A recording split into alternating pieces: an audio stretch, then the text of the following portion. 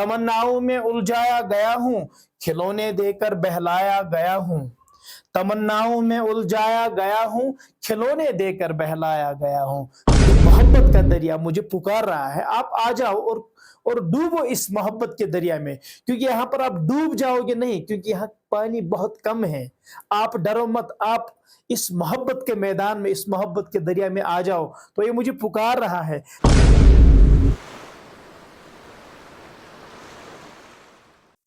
अस्सलाम वालेकुम वरहमतुल्लाहि वबरकातुहू। आदाब बच्चों, कैसे हैं आप सब? उम्मीद है आप सब खैरियत से होंगे। तो मैं हूं आप सबका उर्दू मुअल्लिम खान जाहिद। एक बार फिर मैं आप सबका दिल से इस्तकबाल करता हूं आज की इस क्लास में। तो बच्चों, आप सब जानते हैं अभी तक हमने आपकी जो 11वीं जमात की सिलेबस की किताब है बहारिस्तान उर्दू, उसमें आपके सिलेबस में जो गज़लें हैं, 6 शायरों की गज़लें हैं, उनमें से हमने 3 शायर पढ़े हैं और उनकी गज़लें पढ़ी हैं, 2-2 गज़लें। एक तो वली दकनी हमने पढ़ा, एक तो ख्वाजा मीर दर्द हमने पढ़ा, और अल्लामा इकबाल की 2 गज़लें हमने पिछली क्लास में पढ़ी है, आप सब जानते हैं। अब चूंकि आज जो हमारा सबक है आप सब देख सकते हैं, वो है शाद अजीम आबादी। ठीक है, शाद अजीम आबादी के बारे में अगर आपको मालूम होगा बेटा, इससे पहले आपने 10वीं जमात में शाद अजीम आबादी को पढ़ा है। उनकी एक गजल थी, तमन्नाओं में उलझाया गया हूं, खिलौने देकर बहलाया गया हूं। दिले मुज़तर से न पूछ ए रौनक के बज़्म में खुद आया नहीं हूं, लाया गया हूं। तो आज हमने फिर वो गजल पढ़नी है और एक और गजल पढ़नी है, उसकी तशरीह बयान करनी है। तो चलिए शुरू करते हैं। बराह रास्त आपका वक्त हम जाया नहीं करेंगे, तो डायरेक्ट हम शुरू करेंगे। शाद अजीम आबादी कौन थे ये तो आपने पढ़ा है पहले भी, लेकिन आज यहाँ पर फिर से मैं इसको दोहराने की कोशिश करूंगा। एक शॉर्ट नोट बनाए हैं आप सर के, एक मुख्तसर नोट मैंने आप सब के लिए तैयार किया है ताकि आप सबको आसाइश हो, आप सबको सहूलत मिले। तो चलिए शुरू करते हैं। शाद अजीम आबादी कौन थे, उनके कारनामे क्या थे, उनकी शायरी की खुसूसियत क्या क्या थी। तो चलिए पढ़ते हैं। देखिए बेटा, शाद अजीम आबादी का जो असल नाम है वो है सैयद अली मोहम्मद, उनका असल नाम है। वो 1846 ईस्वी में, 1846 ईस्वी में पटना यानी अजीबाबाद पटना में उनकी पैदाइश हुई है, याद रखना। इब्तिदाई तालीम घर पर, ठीक है, क्योंकि वो उस जमाने का एक रिवाज रहा है, दुस्तूर रहा है कि वो मकातिब में पढ़ाते थे बच्चों को, या उस वक्त का रिवाज कैसा था पढ़ाने का।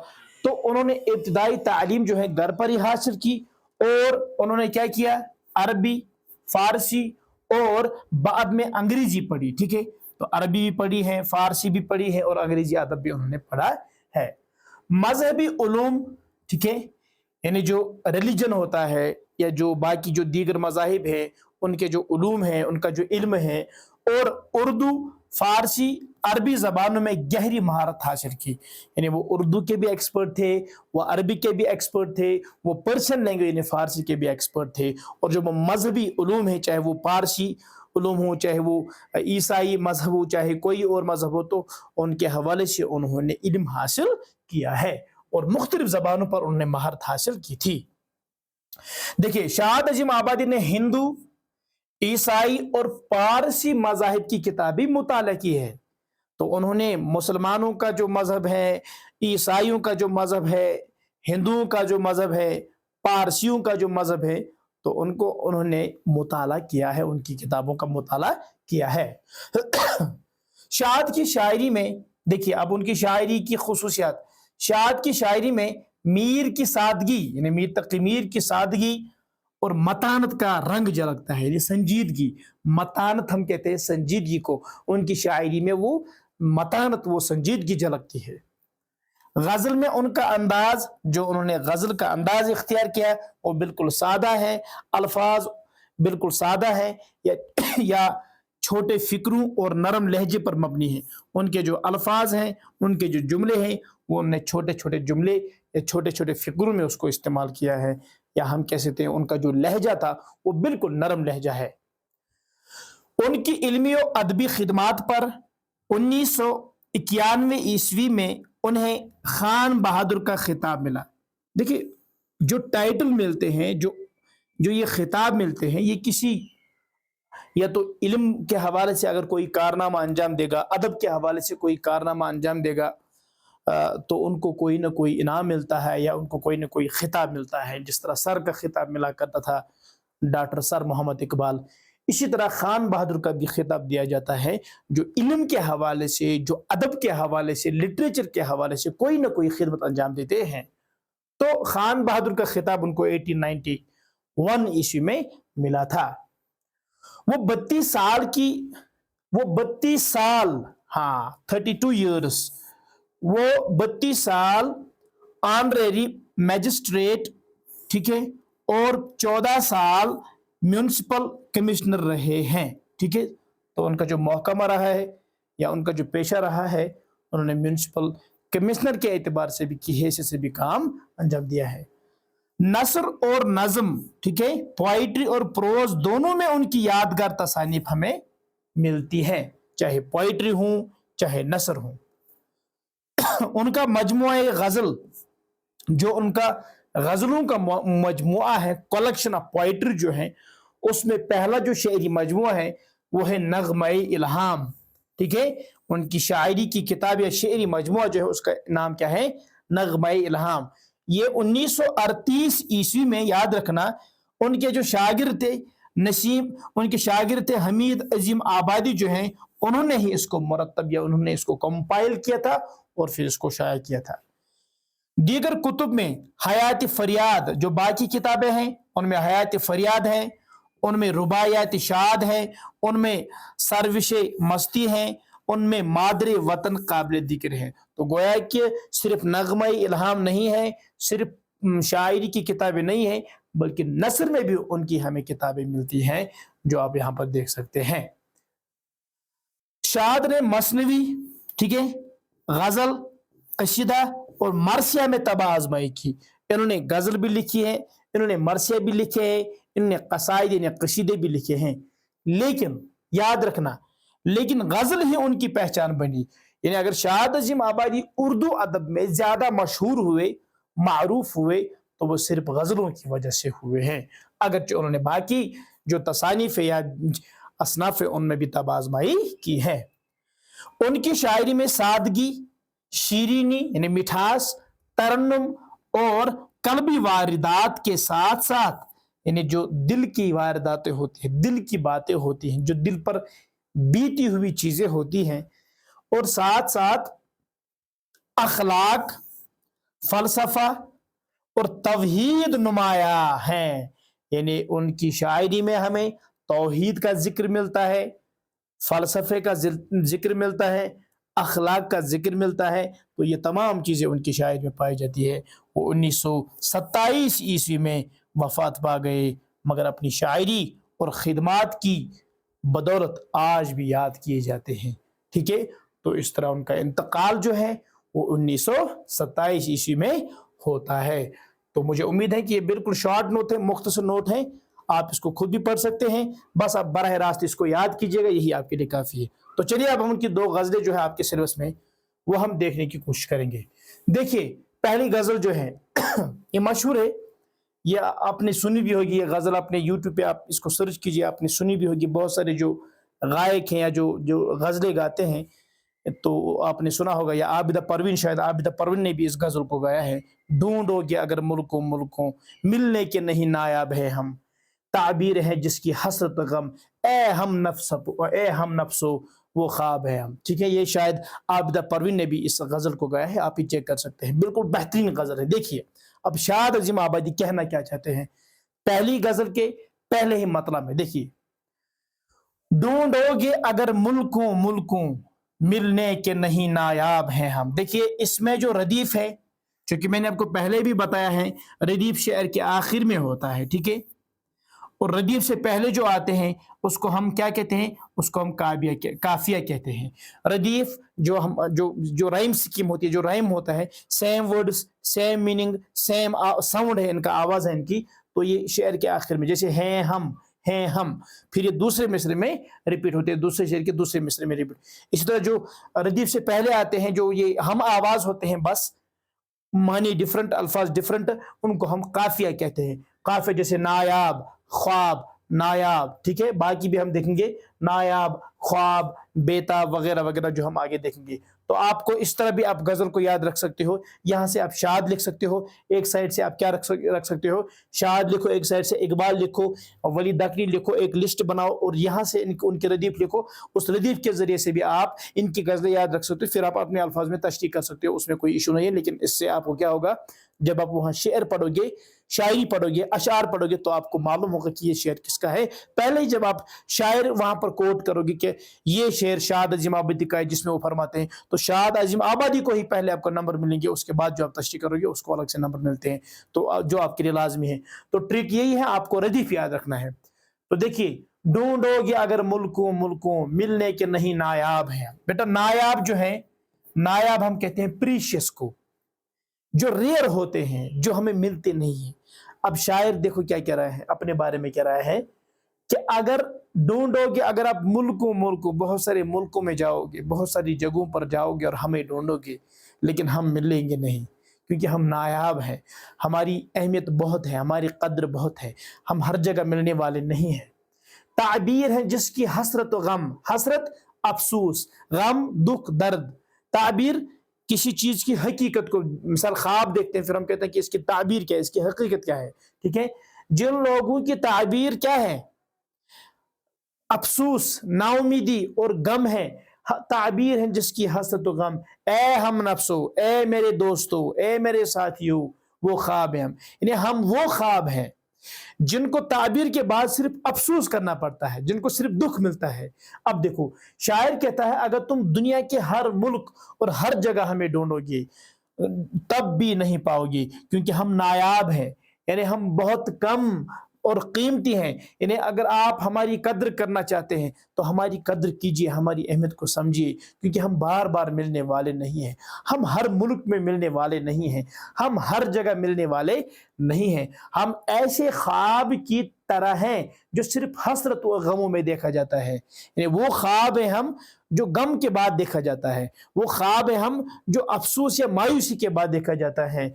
इसकी ताबीर हकीकत नहीं मिलती, उसकी कोई हकीकत हमें नहीं मिलती है, वो ख्वाब है हम। तो इसीलिए आपको चाहिए हमारी कद्र कीजिए, हमारी अहमियत को समझिए। या तो वो खुद की तारीफ कर रहा है या लोगों को कह रहा है कि आपको जो लोग मिल रहे हैं उनकी जिंदगी में ही आप कद्र कीजिए, अहमियत को समझिए, क्योंकि इंसान फिर बार बार मिलने वाला नहीं है। ए दर्द बता कुछ तू ही बता, अब तक ये मुअम्मा हल न हुआ। मुअम्मा हम कहते हैं किसी उलझन को, मुअम्मा हम कहते हैं पहेली को, क्योंकि जो पहेली होती है ना, कहीं पर प्रेस इस तरह तो वो काफी मुश्किल होती है। तो पहेली जो है ये काफी मुश्किल होती है, इसको हम सुलझा नहीं पाते हैं। तो कहते हैं ए दर्द, अपने दर्द से कह रहा है, बता कुछ तू ही बता, अब आप ही मुझे बता, अब तक ये मुअम्मा हल न हुआ, ये उलझन कैसी है, ये पहेली कैसी है, ये हल क्यों नहीं हो रही है, ये दर्द की पहेली हल क्यों नहीं हो रही है। हम सब में दिले बेताब, बेचैन दिल या बेकरार दिल, बेचैन दिल, ठीक है, दिले बेचैन या बेकरार दिल। हम सब में दिले बेताब निहा, छुपा हुआ। निहा मतलब क्या है बेटा, निहा हम कहते हैं छुपा हुआ को, ठीक है, जो छुपा हुआ हो। क्या हम सब में बेचैन दिल छुपा हुआ है, या क्या हम सब में बेकरार दिल होता है, या आप दिले बेताब है हम, या खुद हम क्या, या सिर्फ मैं ही ऐसा इंसान हूं जिसका दिल क्या है, बेताब है। अब देखो शायर क्या कह रहा है, शायर दर्द से पूछता है कि ये मुअम्मा, कि ये पहेली अभी तक हल नहीं हुआ, कि क्या सबके अंदर एक बेचैन दिल छुपा हुआ है, या ये बेताबी और तड़प सिर्फ हमारे ही दिल में है।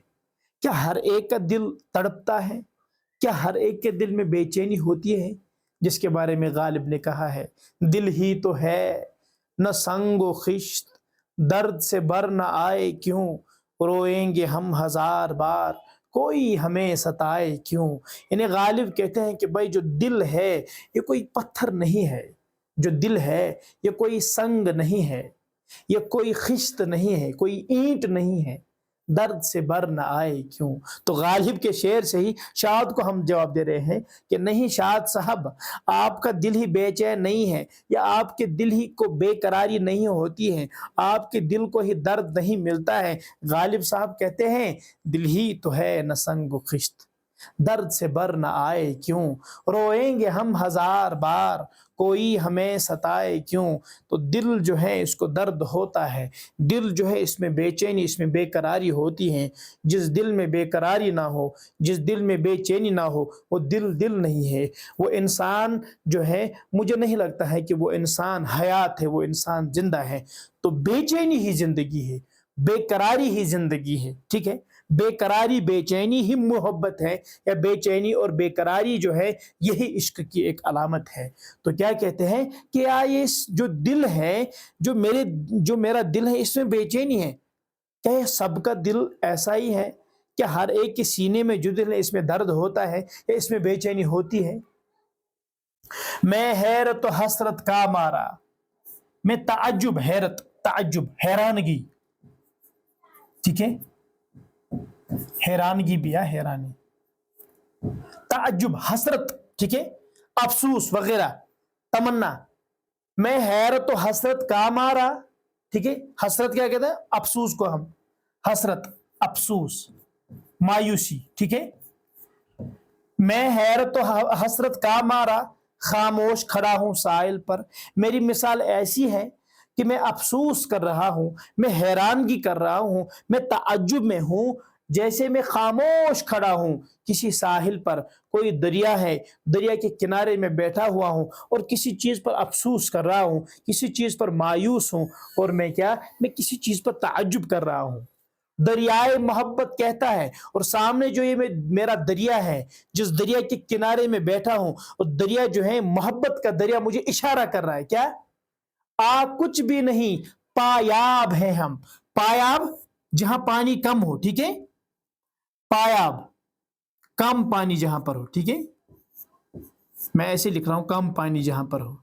یعنی کہہ رہا ہے کہ جس دریا کے کنارے پر میں کھڑا ہوں اور افسوس کر رہا ہوں اور بے چین ہوں اور حیرانگی اور تعجب میں ہوں، اور سامنے مجھے دریا آواز دے رہا ہے، دریائے محبت مجھے پکار رہا ہے کہ آپ آ جاؤ، آپ ڈوب جاؤ مجھ میں، کیونکہ مجھ میں پانی کم ہے، آپ ڈرو مت، یہ محبت کا دریا مجھے پکار رہا ہے، آپ آ جاؤ اور ڈوبو اس محبت کے دریا میں. کیونکہ یہاں پر آپ ڈوب جاؤ گے نہیں، کیونکہ یہاں پانی بہت کم ہے. آپ ڈرو مت، آپ اس محبت کے میدان میں، اس محبت کے دریا میں آ جاؤ. تو یہ مجھے پکار رہا ہے. شاعر کہتا ہے کہ میں حیرت، یعنی تعجب اور حسرت، افسوس کے مارے محبت کے سمندر کے کنارے چپ کھڑا ہوں. محبت کا دریا کہہ رہا ہے کہ آؤ، ہم اتنے گہرے نہیں ہیں، ٹھیک ہے، کہ تم پار نہ کر سکو. یعنی محبت کا دریا، محبت کی وادی، محبت کا سمندر اتنا گہرا نہیں ہے کہ آپ اسے پار نہ کر سکو. بھئی آپ نے محبت کرنی ہے، آپ چاہتے ہو، آپ آؤ اس وادی میں، آپ آؤ اس سمندر میں، آپ اس کو پار کر سکو گے، آپ اس میں وفا کر سکو گے، آپ اس کو نبھا سکو گے. ہم پایاب ہیں، یعنی پانی اتنا کم ہے کہ تم آرام سے اس محبت کے سمندر کو پار کر سکتے ہو. بالکل بہترین غزل ہے. لاکھوں ہی مسافر چلتے ہیں، مسافر سفر کرنے والا. ٹھیک ہے، کیونکہ ہم تو دنیا میں سب مسافر ہی ہیں، ہے نا؟ دنیا میں ہمیں مسافر بنا کر ہی بھیجا گیا ہے. سفر کرنے والا یا والے، مسافر. لاکھوں ہی مسافر چلتے ہیں، منزل پہ پہنچتے ہیں دو ایک. بہت سارے لوگ اس دنیا میں کوشش کرتے ہیں، اسٹرگل کرتے ہیں، سفر جو اپنا ہے اس میں وہ چلتے رہتے ہیں اپنی منزل کو پانے کے لیے، لیکن کوئی منزل پر پہنچتا ہے نا؟ دنیا میں جو لوگ سفر کر رہے ہیں، اسٹرگل کر رہے ہیں، کوشش کر رہے ہیں، اس منزل کو پانے کے لیے ہر ایک اپنی منزل تک نہیں پہنچتا ہے. کہتے ہیں نا کہ سب کو سب نہیں ملتا، سمپل، سب کو سب نہیں ملتا. تو کچھ ہی لوگ ایسے ہوتے ہیں جو اپنی منزل کو حاصل کرتے ہیں. اے اہل زمانہ قدر کرو، اے دنیا کے لوگوں، اے دنیا میں زمانے میں رہنے والے لوگوں قدر کرو. نایاب نہ ہوں، کم یاب ہیں ہم. چلو ٹھیک ہے، ہم پریشیس نہیں ہیں، لیکن ہم کم یاب ہیں، ہم زیادہ ملنے والے نہیں ہیں، ہم ریئر ہیں. ٹھیک ہے، ریئر لکھ سکتے ہیں ہم اس کو. یہ پریشیس ہے. اگرچہ ہم نایاب نہیں ہیں, اگرچہ ہم پریشیس نہیں ہیں, لیکن ہم بہت کم ملنے والے ہیں, ہم بہت کم ملنے والے ہیں. شاعر کہتا ہے کہ لاکھوں لوگ اپنی منزل کی طرف سفر شروع کرتے ہیں, مگر ان میں سے صرف چند لوگ ہی اپنی کامیابی کی منزل پر پہنچ جاتے ہیں. یا شاعر اپنی مثال دیتے ہوئے کہتا ہے ہم نایاب تو نہیں ہیں مگر کامیاب, یعنی کامیاب مشکل سے ملنے والے ضرور ہیں, اس لیے ہماری قدر کرو, ہماری قدر کرو, ہماری قدر کرو. ہماری یہی کوشش رہنی چاہیے کہ جو لوگ ہمیں زندگی میں مل رہے ہیں ہمیں ان کی قدر کرنی ہے, کیونکہ ہر ایک جو ہمیں ملتا ہے وہ بار بار ملنے والے نہیں ہوتے ہیں. اور یہ بھی یاد رکھنا ہے کہ منزل پر ہر ایک نہیں پہنچتا ہے, بس ہم نے اس سفر میں چلنا ہے, ہم نے اس سفر میں کوشش کرتے رہنا ہے. ٹھیک ہے. مرغان قفس, مرغان قفس, بیٹا مرغان پرندے, قفس قید, قید کے پرندے, ٹھیک ہے, پنجرا یا جیل کے پرندے, قید کے, مرغان کہتے ہیں پرندوں کو, میں اس کو ایک ہی معنی میں لکھوں, قید کے پرندے یا قید میں پرندے, یعنی مرغان بیٹا کہتے ہیں ہم کس کو, پرندوں کو, پرندہ, مرغان, قفس پنجرا, جیل قید خانہ.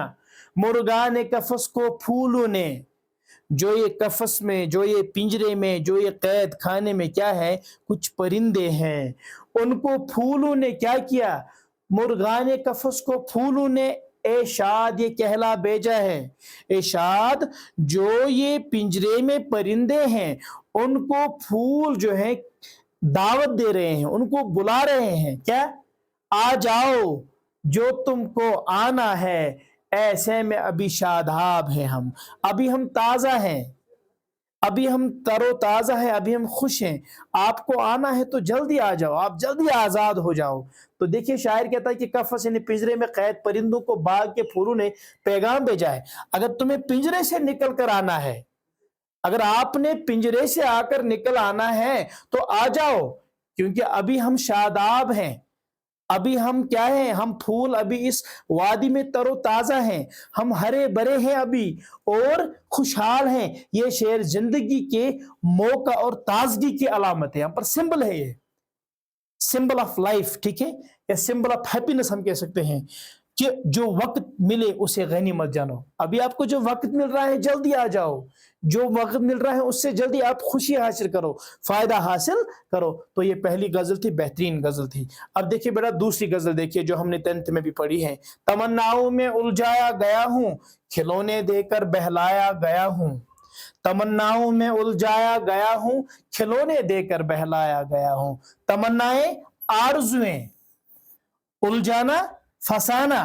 شاعر کہہ رہے ہیں مجھے دنیا میں بیچ کر آرزو میں, خواہشات میں, تمناؤں میں بہلایا گیا, پھنسایا گیا ہے. ٹھیک ہے, تمناؤں میں الجھایا گیا ہوں, کھلونے دے کر بہلایا گیا ہوں. جس طرح ہم چھوٹے بچے کو کبھی کبھی جو ہمیں گھر میں تنگ کرتے ہیں ان کو ہم پھر بہلانے کے لیے کوئی کھانے کی چیز دیتے ہیں, یا بہلانے کے لیے کوئی کھیلنے کی چیز دیتے ہیں, کوئی کھلونا دیتے ہیں. اب دنیا میں انسان کو جو بھیجا گیا ہے, یہاں پر ہمیں یہ جو دنیا ہے, بازار ہے, یہ کس چیز کا, آرزو کا بازار ہے, یہ خواہشات کا بازار ہے. اس میں انسان کو بھیجا گیا ہے, تمنائیں دی گئی ہیں, خواہشات دی گئی ہے, آرزویں دی گئی ہے, اور ہمیں انہی چیزوں میں بہلایا گیا ہے. روز انسان کوئی تمنا حاصل کرتا ہے, روز انسان کوئی خواہش حاصل کرتا ہے, لیکن اس کی روز جو خواہشات ہیں, آرزویں ہیں, یہ اور بڑھتی جا رہی ہے. ایک تمنا حاصل کرتا ہے, دوسری کی چاہ ہوتی ہے, دوسری کی راہ کھلتی ہے. تو کہہ رہے ہیں شاعر کہ مجھے دنیا میں تمناؤں میں الجھایا گیا ہے, میں تمناؤں کو حاصل کرنے میں زندگی صرف کر رہا ہوں, اور انسان تمنا یہ حاصل کرتے کرتے اپنی زندگی صرف کرتا ہے, اور وقت آتا ہے زندگی ختم ہوتی ہے, آرزویں رہ جاتی ہے, زندگی ختم ہوتی ہے, تمنائیں رہ جاتی ہے. تمناؤں میں الجھایا گیا ہوں, کھلونے دے کر بہلایا گیا ہوں. چھوٹے بچے کی طرح مجھے جیسے اس دنیا میں ایک کھلونا ختم ہوا دوسرا دیا گیا, ایک آرزو ختم ہوئی دوسری کی تمنا ہوتی ہے, کیونکہ جب بچہ ایک کھلونے کے ساتھ کھیلتا ہے دوسری روز نئی ڈیمانڈ ہوتی ہے اس کی. شاعر کہتا ہے کہ مجھے زندگی میں چھوٹی یا جھوٹی تمناؤں, خواہشات اور امیدوں میں الجھایا گیا ہے. جیسے بچوں کو کھلونے دے کر بہلایا دیا جاتا ہے, مجھے بھی جھوٹے سپنے دکھلا کر بہلایا گیا ہے. ٹھیک ہے, ہوں اس کوچا کے ہر ذرہ سے آگاہ, ذرہ چھوٹی چھوٹی چیز, ٹھیک ہے, ہوں اس کوچہ کے، یہ کوئی کوچہ ہے، محبوب کا کوچہ، کوئی یاد کا کوچہ، کسی جگہ کا کوچہ، کہہ رہا ہے کہ میں اس کوچے کی ہر ایک چیز سے واقف ہوں، ادھر سے مدت تو آیا گیا ہوں، میں بہت سالوں سے، مدتوں بہت وقت سے میں اس راستے سے جاتا تھا، اس لیے جب ہم کسی گلی میں روز گزرتے ہیں، گلی سے روز گزرتے ہیں، آپ کو معلوم ہوگا کہ بھائی فلانی گلی میں جو ہے آفس کہاں پر ہے، کون سے پیڑ پودے ہیں، کون سی دکان ہے، کون سی چیز ہے، تو ہر چیز کا ہمیں علم ہوتا ہے۔ اسی طرح شاعر کہہ رہا ہے، شاعر کہتا ہے کہ میں اس گلی یا اس کوچے کے ہر ذرہ، ہر چیز سے واقف ہوں، کیونکہ مدتوں سے میں وہاں یا یہاں آتا جاتا رہا ہوں۔ یہ کوچہ محبوب کا استعارہ بھی ہو سکتا ہے، یہاں پر یہ تشبیہ ہے، میٹافر ہے، سوری یہاں پر یہ میٹافر ہے، ٹھیک ہے، یا زندگی کے کسی خاص مقام کا، یہاں پر یہ ایک میٹافر استعمال کیا گیا ہے، یا تو یہ محبوب کا میٹافر یہاں پر محبوب کا کوچہ ہے، یا زندگی کا کوئی خاص مقام ہے جہاں سے انسان، یا جس گلی سے، جس کوچے سے انسان روز گزرتا تھا، اسی لیے وہ اس کوچے کے، اس محبوب کے کوچے کی ایک ایک چیز سے واقف ہے۔ دل مضطر، بے چین دل، بے قرار دل، دونوں ٹھیک ہے، بے قرار دل۔ دل مضطر سے پوچھ اے رونق بزم، رونق بزم محفل، اے دنیا کی محفلو، اے دنیا کی رونقو، یہاں پر شاعر دنیا کی رونقوں سے کہہ رہا ہے، چونکہ میں نے آپ کو پہلے ہی کہا کہ دنیا جو ہے یہ خواہشات کا، یہ رونقوں کا ایک بازار ہے، ایک بزم ہے، ایک محفل ہے۔ اے دل مضطر سے پوچھ، میرا جو بے چین دل ہے اس سے پوچھو آپ، اے دنیا کی رونقو، اے دنیا کی خوشیوں، کیا میں خود آیا نہیں ہوں؟ ارے بھائی میں دنیا میں خود نہیں آیا ہوں، یہاں ہمیں بھیجا گیا ہے کسی مقصد کے لیے، ورنہ مجھے آپ کی ان رونقوں میں کوئی دلچسپی نہیں ہے۔ شاید کہہ رہا ہے ہم لوگوں کو تو ہے، ہم تو دنیا کے لیے جی رہے ہیں، دنیا کے لیے مر رہے ہیں، دنیا کے لیے ہم خواہشات حاصل کرنے کے لیے روز ہم آپ سب ہم سٹرگل کر رہے ہیں، بس یہی ہماری زندگی کا مقصد بن چکا ہے۔ اب شاعر کہہ رہا ہے کہ اے دنیا کی رونقوں، میں آپ کے لیے نہیں آیا ہوں، یہ جو بے چین دل ہے یہ آپ کے لیے نہیں ہے، میں خود یہاں نہیں آیا ہوں، بلکہ مجھے کسی مقصد کے لیے کسی نے یہاں پر بھیجا ہے۔ شاعر کہتا ہے کہ میرے بے چین دل سے پوچھو کہ میں کسی شوق یا ارادے سے یہاں نہیں آیا ہوں، بلکہ مجھے زبردستی یا حالات کے تحت یہاں لایا گیا ہے۔ یا ہم یہ کہہ سکتے ہیں اس کا محبوب جو ہے رونق بزم، جو بزم کی ایک رونق ہے، محفل کوئی وہاں پر کوئی چیف گیسٹ ہوتا ہے، کوئی خاص شخصیت ہوتی ہے، اس کو کہہ رہا ہے مثال کے طور پہ اس کا محبوب ہے، اے میرے محبوب آپ نے مجھے اس محفل میں دیکھا، میں یہاں خود نہیں آیا ہوں، مجھے بھی کسی نے یہاں پر بلایا ہے، میں آپ کے لیے یہاں نہیں آیا ہوں۔ یہ بھی ایک معنی لکھ سکتے ہیں مجازی میں۔ نتھا میں معتقد، اعتماد رکھنے والا، اعتقاد رکھنے والا، فالوور، اعجاز مئی کا، مئی شراب، اعجاز کرامت، معجزہ، ٹھیک ہے، کیا کہہ رہے ہیں کہ میں شراب پینے کا، شراب جو ہے اس کے معجزے کا اعتقادی نہیں تھا، یعنی میں یہ چیز نہیں مانتا تھا کہ شراب میں کوئی کرامت ہے، شراب میں کوئی اثر ہے، شراب میں کوئی معجزہ ہے، مجھے اس چیز پر یقین، مجھے اس چیز پر ایمان نہیں تھا، بڑی مشکل سے منوایا گیا ہوں، لیکن حالات اب ایسے ہو گئے ہیں، اب مجھے بھی معلوم ہے، مجھے ان حالات نے مجبور کیا ہے کہ اب مجھے بھی لگ رہا ہے کہ شراب میں کوئی تاثیر ہے، شراب میں کوئی اثر ہے۔ شاعر کہتا ہے کہ میں شراب یعنی مائی کے معجزے پر یقین، یعنی اس کی کرامت پر، اس کے مراکل پر میں کوئی یقین رکھنے والا کہ اس میں کوئی اثر ہے، لیکن مجھے بڑی مشکل سے قائل کیا گیا، مجھے مجبور کیا گیا، میں واقعی اس کے اعجاز یعنی اس کے اثر یا جادو، کہ اس میں کوئی اثر ہے، اس میں کوئی جادو ہے، یہاں مئی سے مراد ہو سکتا ہے عشق، کہ مجھے عشق کا میں قائل نہیں تھا، لیکن مجھے مجبور کیا گیا، اب مجھے لگتا ہے کہ عشق میں کوئی جنون ہے، اس میں کوئی اثر ہے، اس میں کوئی جادو ہے، یا یہ کوئی خوشی بھی ہو سکتی ہے، یا یہ دنیا کی کوئی بھی لذت ہو سکتی ہے جس کا میں عادی نہیں تھا، لیکن مجھے بھی اب منوایا گیا ہے، مجھے بھی اب مجبور کیا گیا ہے کیا دنیا کی لذتوں کے لیے، دنیا کی عشق کے لیے۔ کجا میں اور کجا اے شاد دنیا، یہاں پر کجا یعنی کہاں میں اور کہاں اے شاد دنیا، خود کو کہہ رہا ہے، یہاں پر خود کو شاعر دنیا سے کم تر سمجھتا ہے، یا خود کو دنیا سے اچھا سمجھتا ہے، جیسے ہم کہتے ہیں ایک معنی کجا میں، اب یہاں میں سے مراد ہے آدم علیہ السلام، کہہ سکتے ہیں کہ بھائی کہاں آدم علیہ السلام کو کہاں سے لایا گیا، کجا میں اور کجا اے شاد دنیا کہاں سے کس جگہ لایا گیا ہو، آدم علیہ السلام کو کہاں سے لایا گیا ہے، جنت سے اس کو دنیا میں بھیجا گیا، اب کجا میں یعنی آدم علیہ السلام کی اولاد یا آدم علیہ السلام، اس کی ویلیو اور اس دنیا کی ویلیو تو کچھ نہیں ہے. جنت سے ہمیں لایا گیا ہے اور اس دنیا میں ایسی دنیا میں بھیجا گیا ہے جس دنیا کے بارے میں جب ہم تاریخ پڑھتے ہیں, جب ہم ہسٹری پڑھتے ہیں, یا جب ہم احادیث کی کتابیں پڑھتے ہیں, تو وہاں پر کہا گیا ہے کہ جو مکھی ہوتی ہے نا بھائی, مکھی, ایسی مکھی اگر یہاں پر بیٹھ جائے گی ہم برداشت نہیں کریں گے, چہرے پہ بیٹھ جائے گی ہم برداشت نہیں کریں گے, جس کو ہم حقیر سمجھتے ہیں, اس کا جو چھوٹا سا پر ہے اتنی بھی ویلیو اس دنیا کی نہیں ہے. یا جو کتا ہے, کتا, کلب جس کو ہم کہتے ہیں, ایک ہوتا ہے قلب, دوسرا ہوتا ہے کلب, کہتے ہیں کہ اتنی بھی ویلیو اس دنیا کی نہیں ہے جس کے پیچھے ہم اتنی اسٹرگل کوشش کرتے ہیں. تو شاعر کہہ رہا ہے کہ کجا میں, ارے بھائی کہاں میری ویلیو اور کہاں اس دنیا کی ویلیو, مجھے تو کہاں سے لایا گیا ہے, کہاں سے کہاں لایا گیا ہے. جنت سے مجھے دنیا میں بھیجا گیا ہے جس کی کوئی ویلیو نہیں, اور اس کے لیے میں روز اسٹرگل کرتا ہوں. اب ایک اور معنی یہ ہے کہ شاعر کہتا ہے کہ میں کہاں اور یہ دنیا کہاں, مجھے نہ جانے کہاں سے کہاں لا کر ڈال دیا گیا ہے. شاعر اپنی حیثیت کو دنیا کی چمک دمک کے مقابلے میں کم تر محسوس کرتا ہے کہ دنیا کی چمک دمک جو ہے میں اس سے حقیر ہوں, میں اس سے بہت کم ہوں, مجھے اتنی ویلیو نہیں ہے. تو یہ شاعر کی رائے. تو یہ دوسری غزل تھی, بالکل آسان غزل تھی, مجھے امید ہے کہ آپ کو سمجھ آیا ہوگا. اب دیکھیے آپ کے سلیبس میں کیا ہے بیٹا, آپ کے سلیبس جب آپ کوشچن دیکھتے ہو اس میں 2 شعر, اس کی تشریح کرنی ہے, وہ تشریح آپ انہی اشیاء سے لے سکتے ہو. ایک تو یہ والا شعر ہے, ایک شعر ہے پہلی والی غزل میں, وہ آپ آرام سے اسی سے تشریح لے سکتے ہو, وہ کوشچن آپ پورے کر سکتے ہو.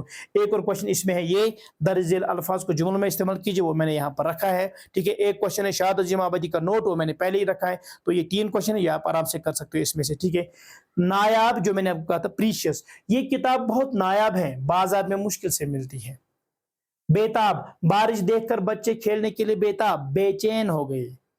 پایاب, جہاں پر پانی کم ہو, ندی کا پانی اتنا کم ہو گیا کہ وہ آسانی سے پایاب ہو گیا, کہ ہم نے اس کو پار کیا آسانی سے. کمیاب, جو کم, ٹھیک ہے. ایماندار لوگ آج کے دور میں کمیاب ہوتے جا رہے ہیں, ریئر, ٹھیک ہے, وہ بہت کم مل رہے ہیں ہمیں. شاداب, ٹھیک ہے, بارش کے بعد باغ بالکل شاداب اور ہرا بھرا لگ رہا تھا جب بارش ہوئی. تو بیٹا یہ تھا آج کا ہمارا سبق, شہادت عظیم آبادی اور ان کی 2 غزلیں جو میں نے آپ کو آسان الفاظ میں سمجھانے کی کوشش کی. مجھے امید ہے کہ آپ سب کو یہ سمجھ آیا ہوگا. اپنے دوستوں کے ساتھ اس کو شیئر کرتے رہیے. انشاءاللہ ہم جو آپ کی 11ویں جماعت کی کتاب ہے اس کا مکمل سلیبس میں انشاءاللہ آپ کو پڑھاؤں گا. جو بھی اس میں گرامر ہوگا وہ بھی میں پڑھاؤں گا. جو بھی اس میں آپ کا جو رائٹنگ سکل والا جو پورشن ہے, اس میں جو لیٹر ہیں, اس میں جو مضامین ہے, اس میں جو وہ اشتہار ہے, اس میں جو وہ اخبار رپورٹنگ ہے, ہر چیز میں آپ کو سکھاؤں گا, یہ سمجھاؤں گا, سکھاؤں گا. تو بس آپ اس کو دیکھتے رہیے, اس سے فائدہ حاصل کرتے رہیے. جو کچھ میں نے پڑھایا ہے یہاں سے آپ اس کو اسکین کر سکتے ہو اور آپ نوٹ آرام سے ڈاؤن لوڈ کر سکتے ہو. تو انشاءاللہ ملتے ہیں ایک اور کلاس میں, تب تک کے لیے دیجیے اجازت. السلام علیکم, آداب.